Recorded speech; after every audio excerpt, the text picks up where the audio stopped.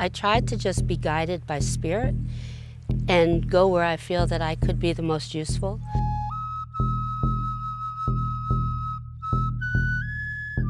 I started this as an artist with the question, how can art help change the world? And now look at us. We're a circle of ophthalmologists, optometrists, opticians, medical doctors, attorneys.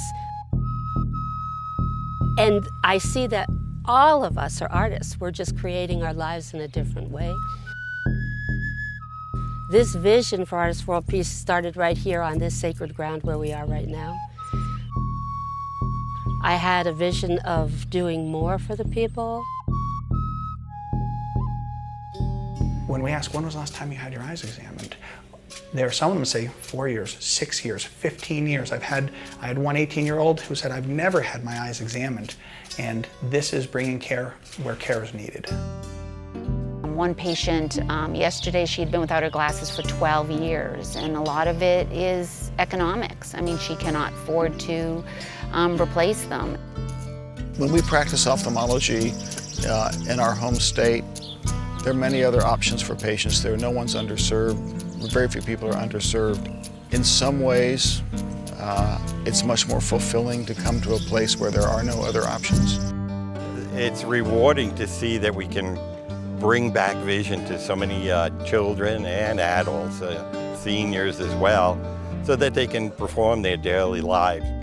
You learn how to walk, you learn how to talk, you learn how to ride a bike. Well, you also learn how to see. To learn how to see, though, you have to start with a good image on the eye. You have to be able to see in the first place. These people's refractive error is so significant, they don't know what they're missing. They can't develop. Their neuronal connections are simply not developing the way they need to. This is a type of refractive error that, if it's not caught in time, when people don't have this prescription on, they don't have a clear image on the back of their eye. If we don't get a 2-year-old or 4-year-old or 5-year-old or 8-year-old child a clear image on the back of their eye, they don't learn how to see. They don't, their eye, their brain, they don't learn how to work together. They can get to the point where if I have this type of refractive error and I find it at an 18-year-old or a 20 or a 25-year-old and I put that pair of glasses on that person, there's a good chance that even with the exact right prescription, they're not capable of seeing well. My son came to the clinic last year and he was in 7th grade then.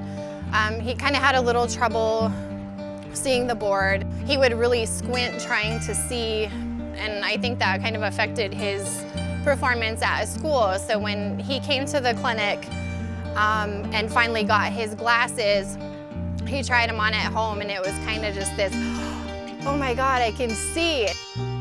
A number of kids that have had high prescriptions here on the reservation. And some children, I put the trial frame glasses on and their vision improves immediately and they're excited, and that's fantastic. There are lots of children where I put the glasses on and their vision might improve halfway to 20/50 or 20/40, which already makes a big impact for their learning their letters, learning their numbers, learning to read. But with time wearing the glasses, they have the potential for the vision to develop to 20/20.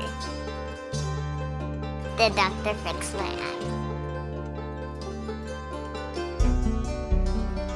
But we learned last year when I asked Lionel, where's all the elders? We haven't really seen the two extremes. We didn't see the very, very young and we didn't see the very, very old. So this year we brought the mobile clinic to the White River Nursing Home. Sometimes I see double and sometimes I don't know, I get dizzy. We get to be involved in the very last part of their lives. And it's when they're humble, I mean, they've learned, they have wisdom, and we get to cherish that part. And I keep thinking, it's like if that was my grandma or my grandpa or my mom or dad, it's like I would want the best care that I could for them also. I think by residents having proper vision, they'd be able to see who their roommates are, they'd be able to see their relatives, be able to read books, be able to see down the hallway, see what the colors are outside. had the opportunity to go with the mobile clinic to a nursing home. We saw many residents there, but what impacted me the most is we were able to help some of the staff, and they were just so incredibly touched to get glasses, to be able to see, and ultimately helping them is going to impact the patients. It gives me such a warm feeling to know that we're doing something to help people out. It's a great uplifting to my spirit.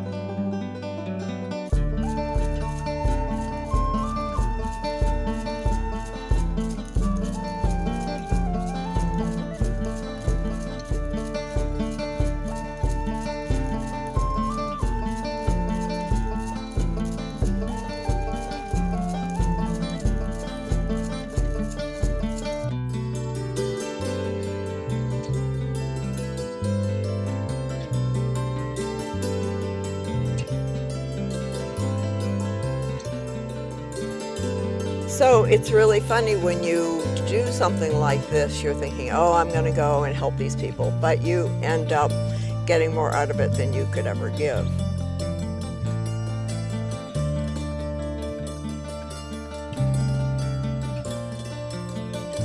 Work, it changes me for the better. Sometimes I can't explain what the change is because it's not immediate, but being able to offer something is, I would say, my calling.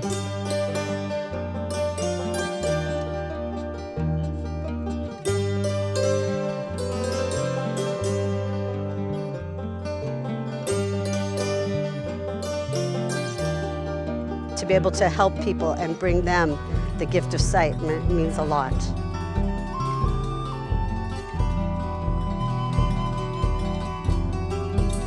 One thing that I want to continue to do, even after optometry school, is to really participate in events and trips like these to help out people who need it most.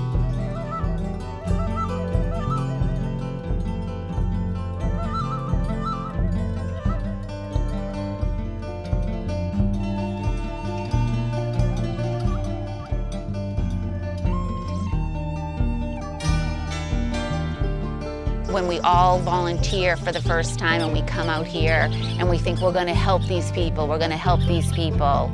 But then once you're here and we make all these connections both to the patients and to the other volunteers, we realize how much of a gift Artists for World Peace is and this mission. And you have such a dedication and you reach so much deeper from your heart and your soul to make it better the next time for yourself and everybody else.